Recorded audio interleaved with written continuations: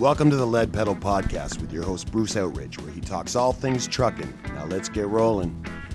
Hey everybody, how are we doing today? Welcome to an edition of the Lead Pedal Podcast. This is episode number 1154.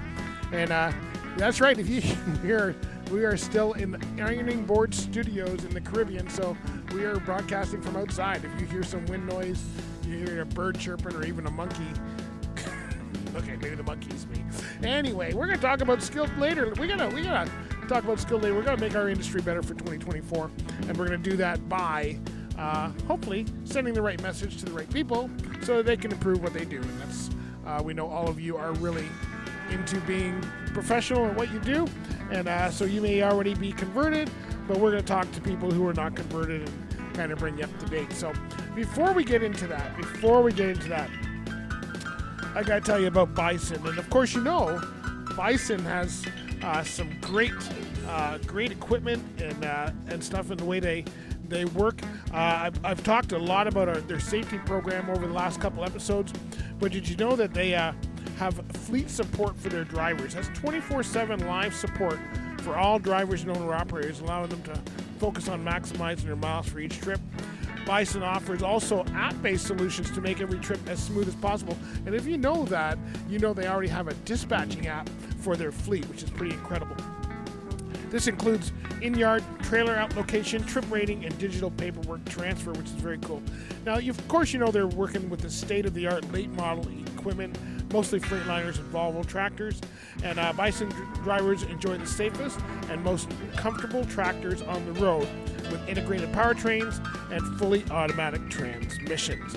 All Bison tractors come equipped with the latest safety features in the Detroit Assurance and Volvo Active Driver Assist platforms, allowing these safety systems to provide safety features such as collision mitigation, driver side airbag, land departure, and adaptive cruise. So hey, they got lots of positions available. If you want to join a team that's really set to be at the forefront for 2024, then go to bisondriving.com. Make sure you tell them we sent you.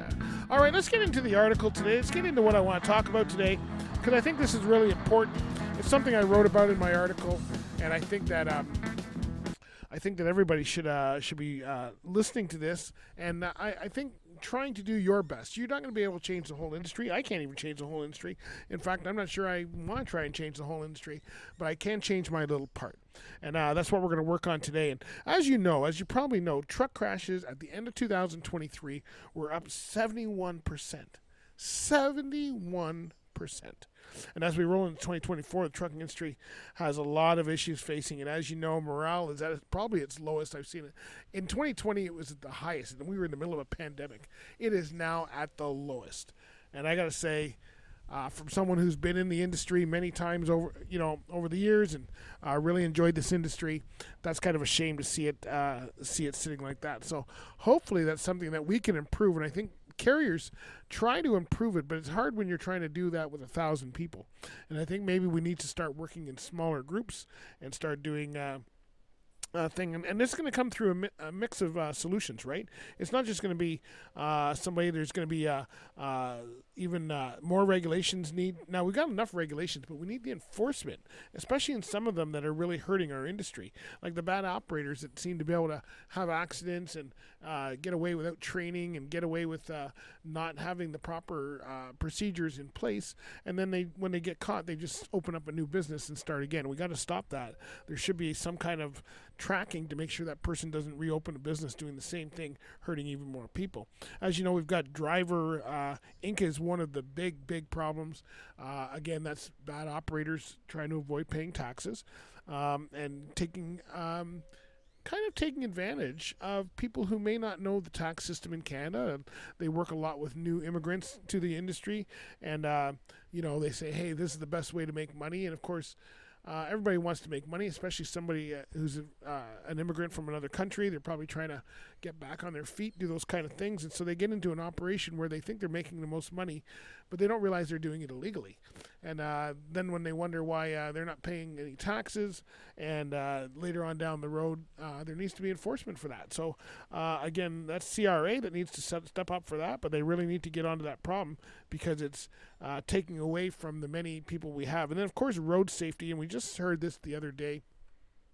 I'll be doing an episode on this down the road. As you know, there's been petitions about road safety. There's been expansion, a lot of things going on. Veteran drivers are starting to wonder if this is for them. Is this the place for them? They're starting to think that, you know what, it's getting a little dangerous on the road. They don't seem to be worried about my safety. They seem to be worried about the numbers, and it's really causing some problems. So those are the issues that we go into 2024 with, which is really a shame because, when you think about it, you've got all of these issues that cannot be fixed kind of, in a in a little thing. On the upside, we do have some solutions and experience on what it takes to make the industry better. There's many of us that have things can be fixed through enforcement. I think that's the one thing. We're going to have to get some enforcement going. We need proper training and need education. Now, we do have the people in the industry with that knowledge and experience, and so those are the people, hopefully. And I know a lot of you have your either your own podcast or you're doing your own training or whatever it may be, and that's all helping. And if we send that consistent message and they see people from everybody saying the same thing, sooner or later we need to turn these people around. If we have the enforcement to take away the bad operators and we have the messages to be positive for the new owner operators and drivers coming through, and then that's going to be a great way to help the whole system. And before we get into that, I'm going to we're going to talk a little bit about skilled trades, but right now let's just do a little, let's get into it after this.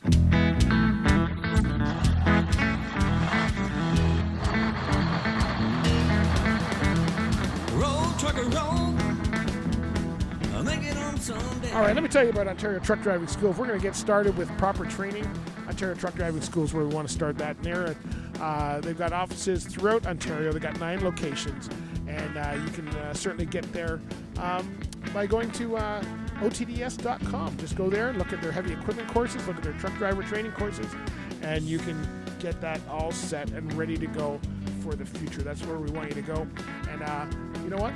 Get started with the proper training, and that's what is actually needed to get going for the future. Want to see some more of us? Head over and meet us on Instagram. All right, let's get into the rest of this skill trades. I want to talk about the skill trades. We've been talking about the skill trades for, I'm going to say 9,000 years. No, I haven't been that old, but for the last few years we've been talking about it. It seems to go into the industry and go back out of the industry, kind of like Driver Inc. But Driver Inc. keeps growing. Skilled trades doesn't. I don't know why we haven't figured this out. We've got the pieces in place. We've got apprentice programs. We have all kinds of other programs which really are working well and shouldn't be a problem. So then why are we still having issues with skilled trades? And it's because nobody's put it in place. You can blame them.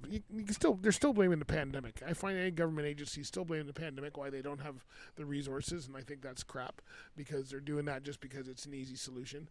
But why haven't we put in skilled trades? I think we need to get all of these associations working together. Everybody, I notice, seems to be doing their own little thing. They've got their own little course going here, or their own little mentorship going here, and somehow there needs to be a bigger thing, not by the companies necessarily, but first of all, they got to get the training center the same so that you have the same training across the country. Right now, it's so much in Ontario, so much out west, so much down east.